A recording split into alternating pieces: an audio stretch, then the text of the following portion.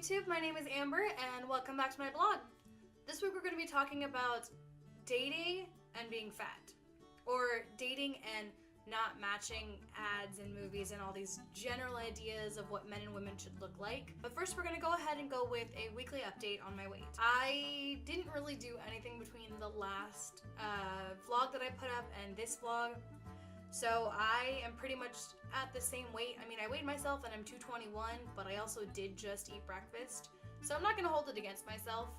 And as I've mentioned before, a like 1 to 2 pound weight fluctuation is a daily occurrence, and that is completely normal.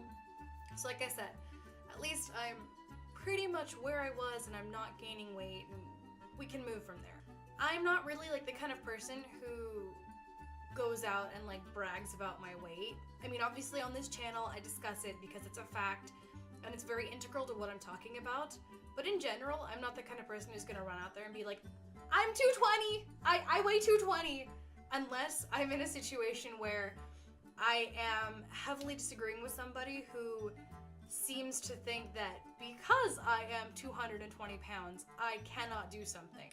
I'm always very vocal about what I want and what I don't want, and in terms of dating, I am the kind of person who's used online dating apps, and I feel like that's what the majority of people use now, whether it's Tinder or it's OkCupid, Plenty of Fish, occasionally eHarmony if you're really looking for that serious relationship. But I'm the kind of person who's gonna write like 3 paragraphs for a section that they said list 5 things. And that's just me. I like to put all the information out there. I like to make sure that I am completely, utterly clarified down to the very last bit, so that there is no room for misunderstanding. When I'm explaining what I do and don't want, physical features aren't always something that I will throw out there and be like, if you don't match A, B, and C, please don't apply. Because I have come to know that when I'm talking with somebody, when I'm trying to make a connection with them, yeah, initially their features might be something that draws or turns me away from them, but in the end, like for me personally, if we can have a good conversation going, I'm willing to give that person a chance. So when we talk about how people treat fat people differently, how they're just utterly and blatantly disrespectful and cruel and rude, I feel like dating isn't always that kind of arena where this same pattern can be applied. You're allowed to want someone who has dark hair and light eyes and tan skin and looks like David Beckham, and that doesn't always mean that you're going to not acknowledge the person who has light eyes and light hair, dark eyes, and, you know, a bodybuilder's kind of body type. And yes, even as a fat person, you are allowed to have that privilege of setting standards. Standards are not something that are bad, it's something to build off of. It's you deciding, okay, this is kind of what I want. And once I have more experience in this situation, once I know more people, once I get out there, then I can adjust what I want. And the good thing about standards is that, you know, once you start going on dates and talking to people and you've been at it for a while, you can come to decide that, hey, maybe I don't need David Beckham. Maybe I'm okay with that guy who did the voice of Eugene in Tangled because he's actually kind of sort of nerdy cute in real life. And I think it's the same thing with being overweight or underweight. People can decide that that's not what they're attracted to, and that's completely fine. It's okay to decide, yes, even me as a fat person, that maybe I don't also want to date another fat person. And that's my prerogative. I am allowed to make that decision for myself. That doesn't mean I'm not going to talk to people who are also fat. That doesn't mean that eventually I won't fall in love with somebody who's also fat. That has absolutely no effect on the future. It's just this situation right now, and this is where I started. What's not fine in terms of saying what you do and don't want is when we start dragging the unreality of life in along with what we're practicing. So if you're looking at David Beckham on that poster, or you're looking at Justin Bieber in that underwear ad, and you're deciding that that's what you want in a guy, and then you go out there and search, and then you're like, oh my god, I can't find that. There's nobody in the world like that. Not okay. Movies, magazines, even like articles that describe fantasy dating and porn. Not cool to drag into this realm. And if you didn't know already, lovelies, porn is fake. Like, there is nothing in it that's real. Absolutely nothing. When we stop looking at the reality of life and of people is when we start mixing things together and we basically dissociate ourselves. So there are memes that used to go around on Tumblr and Facebook, these pro-Ana or pro-anorexia memes, where they would say things like, oh, do you want collarbones or do you want cake? Do you want hip bones or do you want soda? Do you want a flat stomach? Don't you want to have a thigh gap? And in that situation, it's a very unrealistic thing to offer to women. Because not only does that mean that you have to have a certain weight for your height, but that your body also has to be a certain way. And it's very unrealistic to expect that someone who is extremely curvy will ever be able to have a thigh gap. Take for instance my mom and myself. We're both overweight. My mom is 5'1", I'm 5'7". My mom has never had her thighs touch, as far as I'm aware of, as far as she told me. And I don't think she ever will. Even if she were to continue to gain weight, I don't think she would struggle with that. Me, even when I was at my most fit level, my thighs still touched. I am constantly applying and reapplying antiperspirant between my thighs when I wear shorts and dresses and skirts so that I don't have that chafing awfulness. And I have a pair of sliding shorts that I used to wear for soccer, for when you go slide tackle people so that your thighs don't get all jacked up.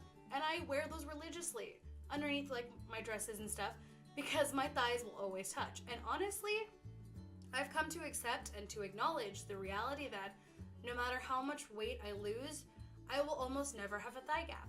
And that's just fact. There's nothing to be ashamed of about that. But it also goes on the other side of the spectrum, where we have these stupid posts, and I'm guilty of having reblogged these things and reshared these things in the past, where we say, real women have insert feature here, and that's bullshit. Because not everybody's body is the same. I have friends who are extremely thin, who struggle with their femininity because they don't have the curves that they're expected to have.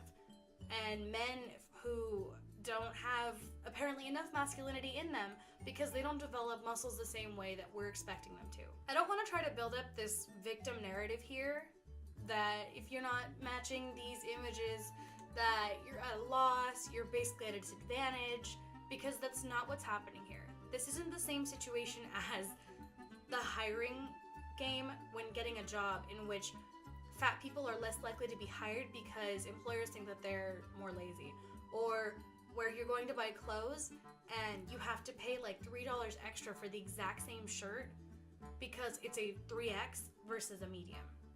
Those are completely different situations, and I don't want people to think that dating can have the same logic applied to it. This is like a completely different arena of subjectivisms on a person-to-person basis.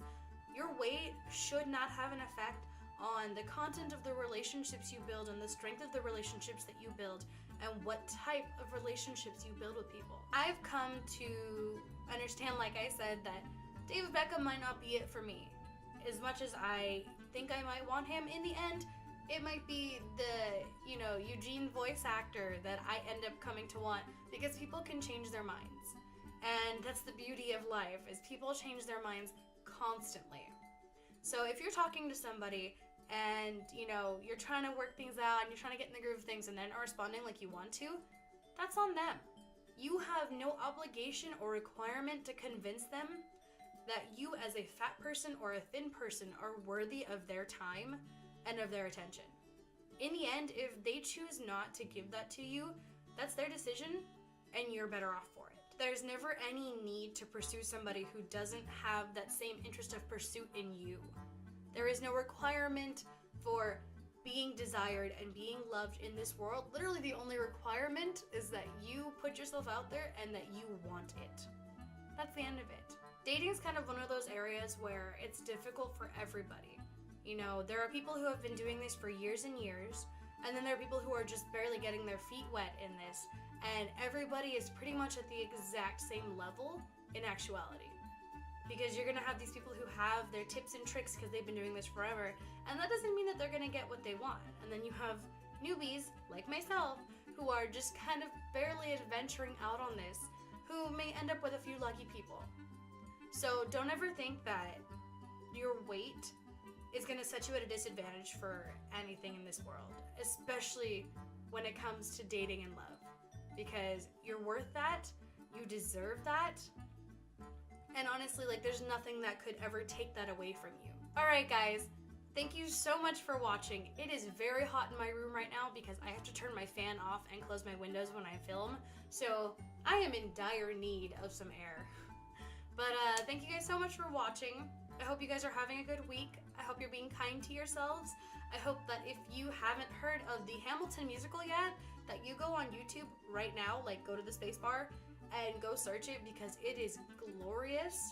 And it's been stuck in my head all week, and I had to stop this recording a couple times so that I could stop singing it in between my ums and my thoughts.